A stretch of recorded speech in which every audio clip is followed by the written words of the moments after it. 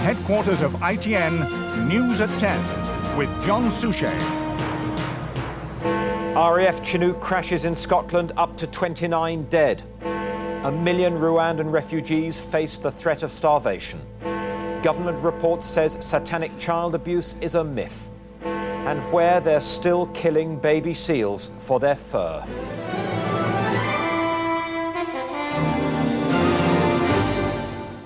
Good evening. An RAF helicopter with 29 people on board crashed tonight off the west coast of Scotland. All those on board may have been killed.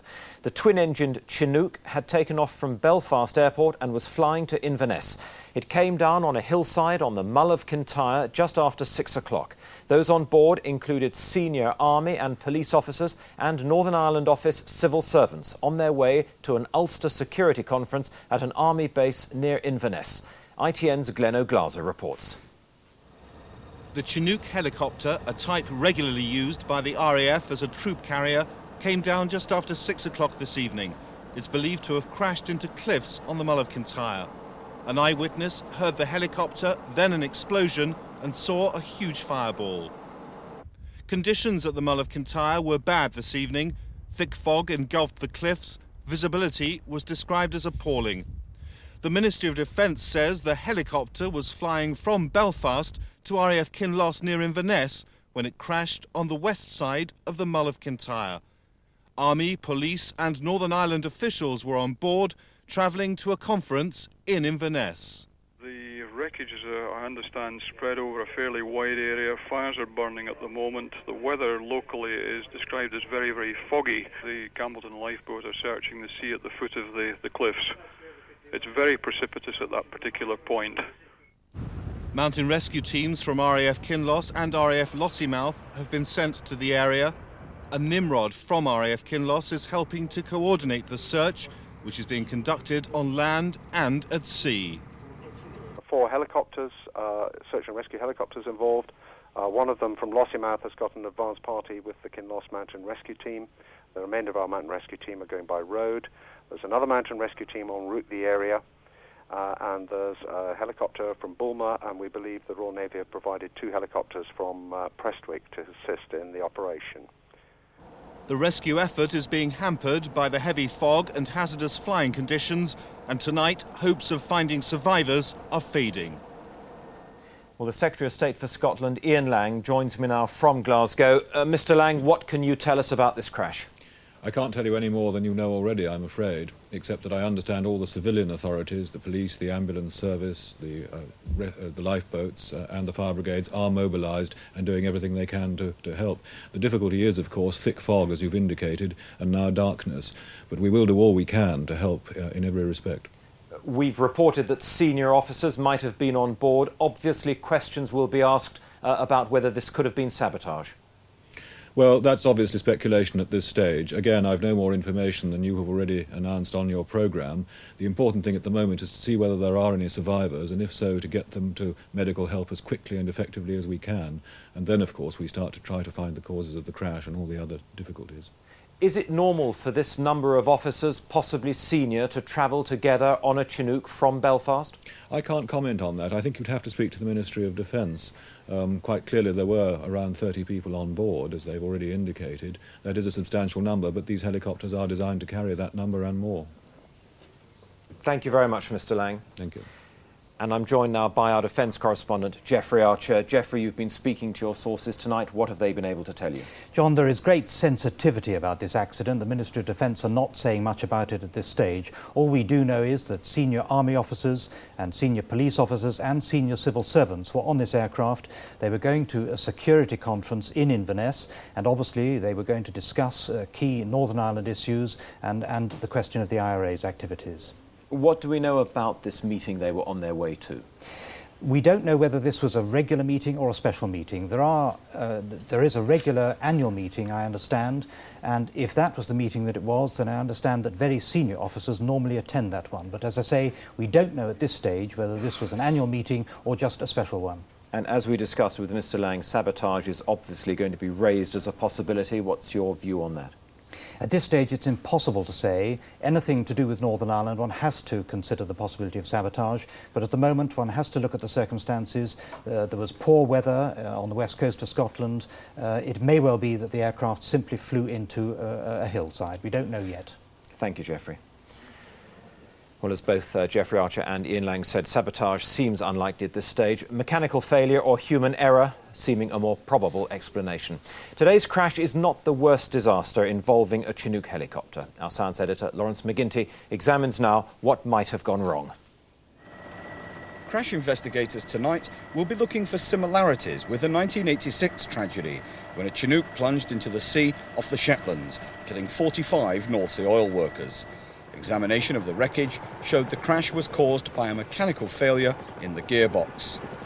That resulted in the forward rotor blade getting out of phase with the rear rotor and the two scything into each other with disastrous results. Since then, modifications have been carried out, but lawyers who represented the families of workers killed in the Shetlands crash say the Chinook has been abandoned by civilian operators.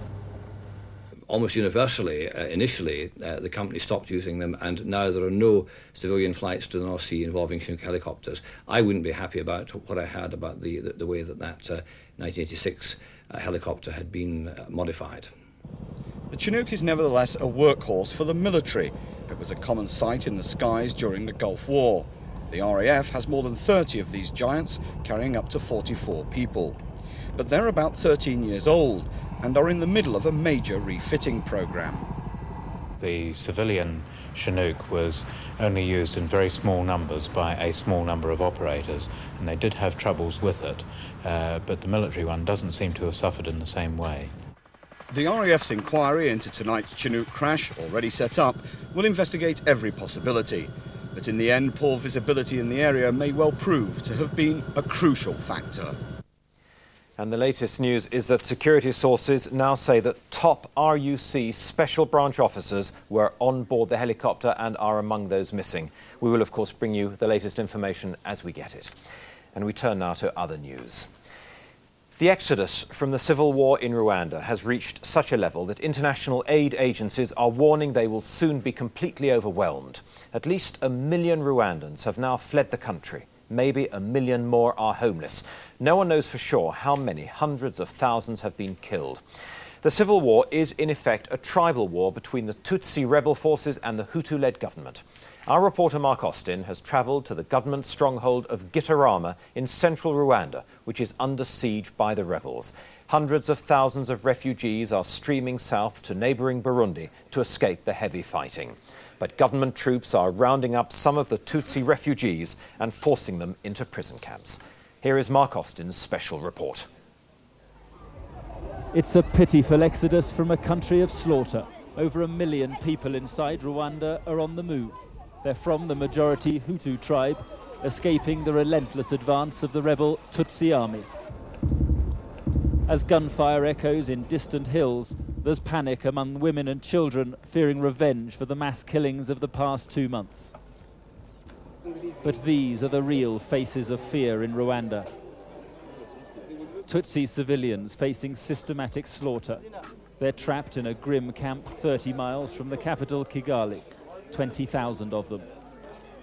If they try to leave, they'll almost certainly be identified and killed by Hutu gangs. And even as they stay, they told me they're being dragged out and murdered at the rate of between 10 and 15 every night.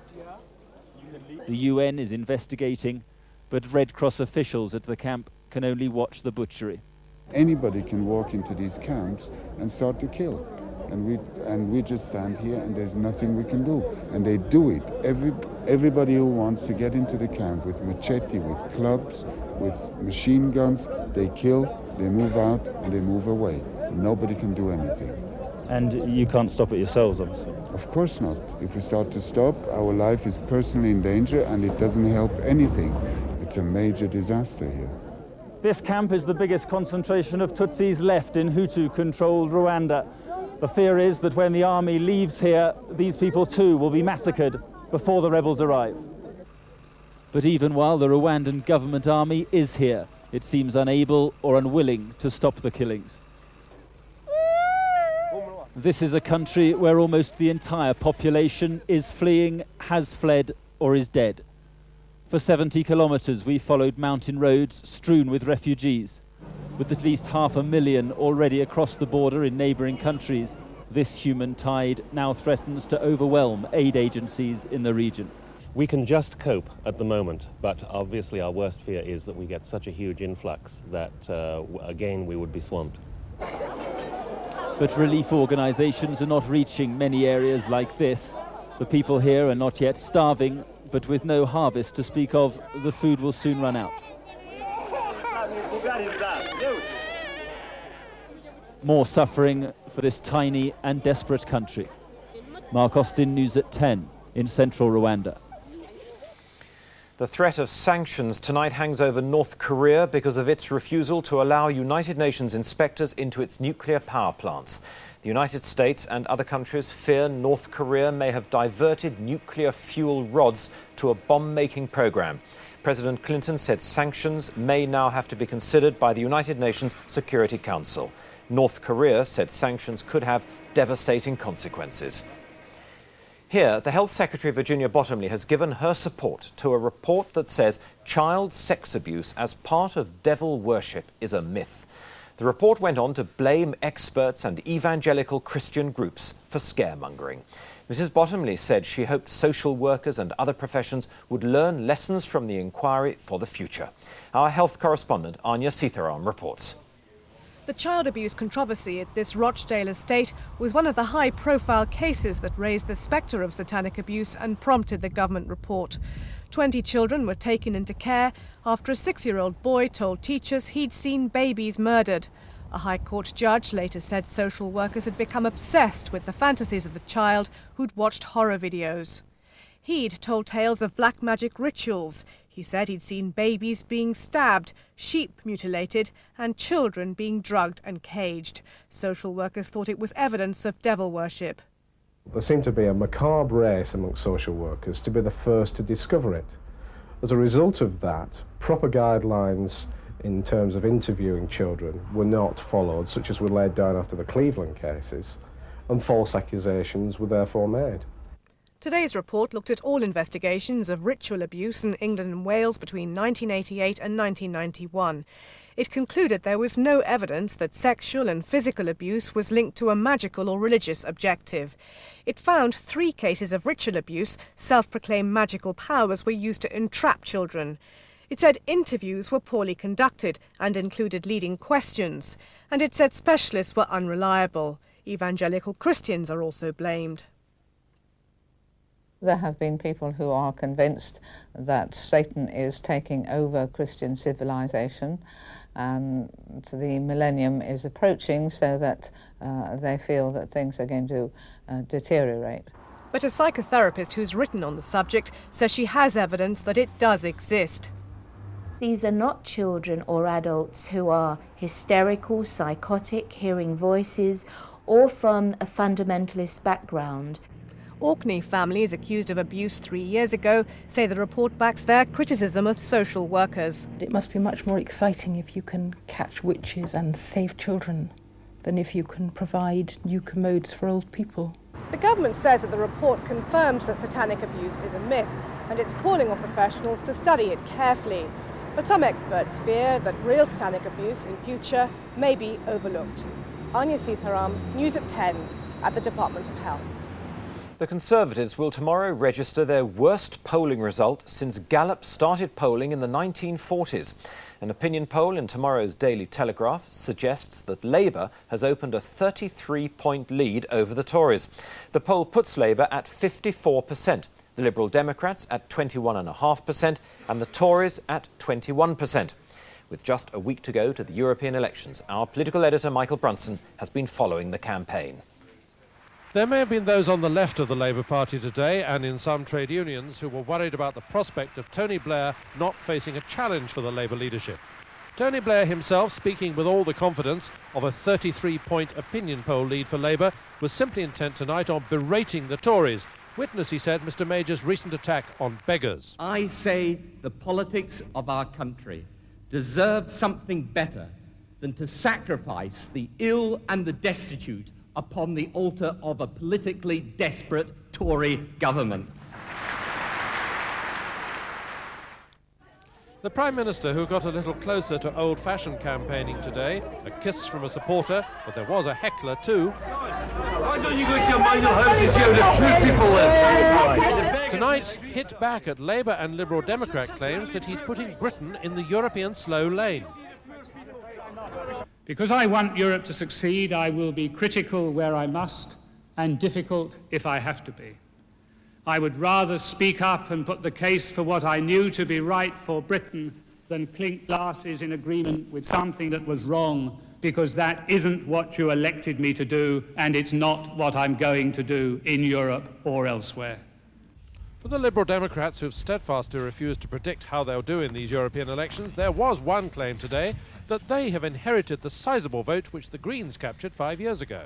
Although people don't think of protesting by voting Green anymore, and the opinion poll evidence is they're not going to do so, the issues, roads, traffic, pollution, noise, they're still around, and we're likely, particularly in the southern half of Britain, to pick up that vote. As to Labour's huge lead in the Gallup poll tomorrow, which, were it to be reflected in the actual results of the European election, would mean near wipeout for the Tories, well, it's obviously not going to do very much for Tory morale. Those sources at Conservative Central Office today were saying that their canvass returns so far are showing what they call a small but discernible swing back towards them from the very low point of the local elections. Michael Brunson, News at 10, Westminster. On News at 10 next, the latest on tonight's helicopter crash off Scotland. The former property tycoon George Walker says not guilty to fraud charges. And the slaughter of seal pups, new filmed evidence of the killing.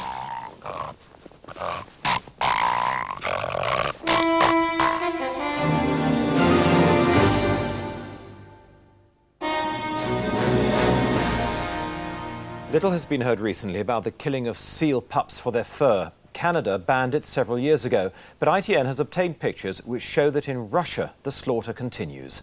Andrew Veach, the science correspondent of ITN's Channel 4 News, has been looking at the latest distressing evidence. Long columns of Israeli tanks and heavy guns are moving towards Lebanon tonight. Northern Israel had been under rocket attack from pro-Iranian Hezbollah guerrilla positions inside Lebanon during the day. Israel had warned it would hit back hard. This morning, Israeli warplanes attacked a Hezbollah base in Lebanon, killing more than 40 guerrillas. A Dublin businessman was jailed for 14 years today for sex offences against a 14-year-old girl. She became pregnant by the man, but the Irish High Court tried to stop her having an abortion in Britain. Her case led to a referendum on Ireland's abortion laws. Terry Lloyd reports from Dublin. The self-made businessman was taken to court to be told he'd devastated two families and inadvertently caused a tidal wave of publicity over Ireland's stance on abortion. He admitted 2 cases of underage sex with a schoolgirl neighbour. The court heard that one offence happened whilst he was looking after her. Her parents were on a pilgrimage to Lourdes. Imposing the 14-year jail sentence, Judge Gerard Buchanan told him, "It takes no imagination to fathom the distress and tragedy you visited upon that girl's family. You deliberately violated the trust placed in you by friends and neighbours who left her in your care whilst they went on holiday." The case received wide-scale publicity when the girl became pregnant, aged 14. Demonstrations were held throughout Ireland after she was banned by a court from travelling to England for an abortion. The outcry led to the Supreme Court overruling the decision. The Irish government, stung by the criticism, went ahead with a referendum. The people voted to allow women to seek information and terminations abroad. But abortions inside Ireland remain illegal. Terry Lloyd, ITN, Dublin. A court heard today how the former property and leisure tycoon George Walker massaged his company's profits to make the company appear to be a huge success. The former champion boxer is charged with theft involving £17 million, false accounting and conspiracy to falsify accounts. He denies the charges. ITN's Robin White reports. George Walker arrived at court proclaiming his innocence. I am absolutely confident I'll be found not guilty, because I'm not guilty. Walker is charged with stealing £17 million from the Brent Walker Group and false accounting. The 65-year-old former boxer had risen from humble origins to chairman and chief executive of a group he built up from nothing. George Walker led his brother Billy through a lucrative boxing career. With the earnings, they opened a baked potato restaurant. Brent Walker was born. In the 1970s, they developed the Brent Cross Shopping Centre in North London, followed by casinos, filmmaking and the William Hill betting shop chain. But he was forced to step down from Brent Walker 3 years ago. Mr. Peter Rook, QC prosecuting, said it was from such a position of